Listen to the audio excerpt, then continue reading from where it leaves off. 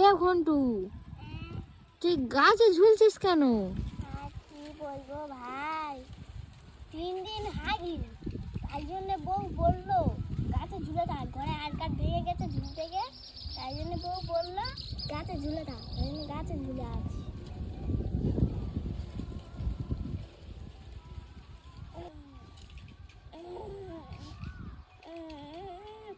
ভালো হয় না কেন?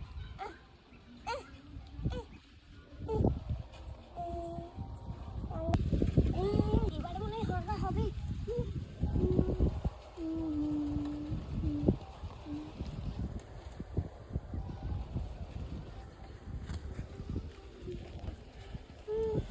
কিরে হাগা হলো? হ্যাঁ রে, পেটটা খালি হলো একটু। শান্তি হয়েছে? হ্যাঁ